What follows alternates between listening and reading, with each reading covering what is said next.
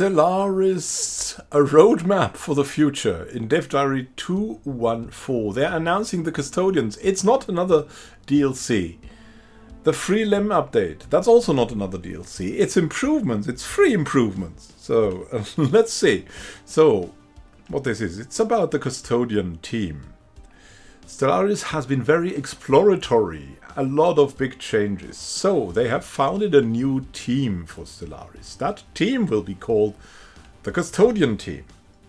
And there will also be another team for the patches, the new stuff, but the Custodian team will especially be there to tweak game balance, add new content to old DLC, polish existing content to do bug fixes, performance improvements, AI improvements, multiplayer stability, UI and quality of life improvements.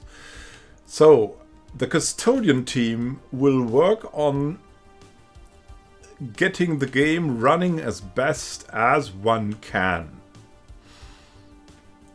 They have a specific team for that now. That's the new team. But what it is not, that's also what Morrigan says, it is very important that you understand it's not a magic bullet or a quick fix in the long run. It's in the long run. I suspect some people from the Imperator Rome team are coming over to help do that, because they've done a great job on Imperator Rome fixing that game. I mean, that game is probably in the best shape of its life now that it's abandoned, but so they left it there. It was very good, and let's hope they're doing that to Stellaris too. Not abandon it, make it, no, take off the rough edges that it currently has. You know, if you're a seasoned Stellaris player, you know what I'm talking about. No need to make a list. The list is in your head. Then there is the Lem updates. Stanislav Lem, a very, very good Polish sci-fi author. You should read something of them. He has very good stories, also short stories or not so short science fiction stories.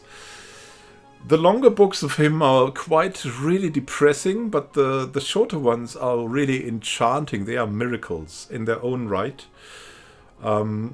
You should read something of Lem if you want. It's totally great.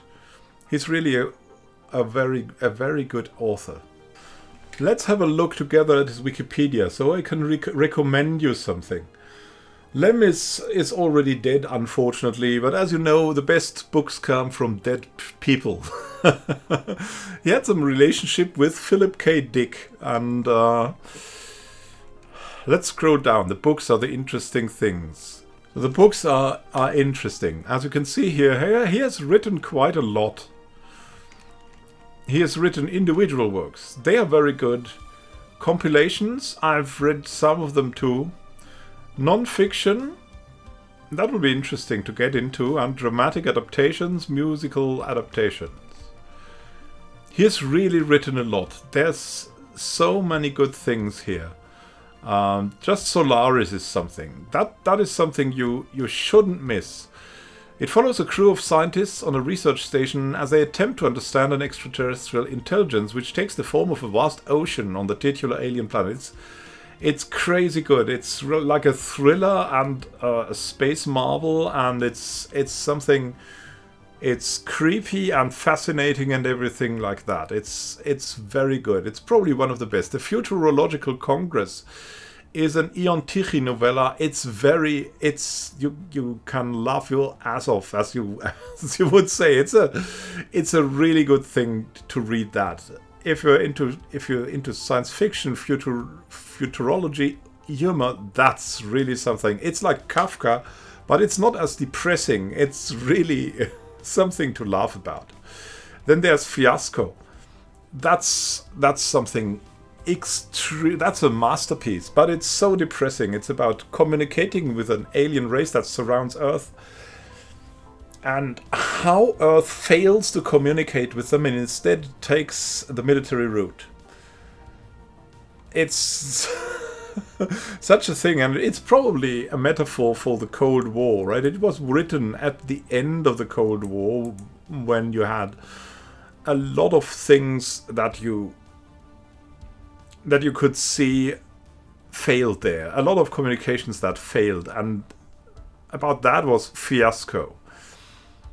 And really, a lot of his things are really, really, really good. But especially these three that I mentioned here, that I've read multiple times, they're so good.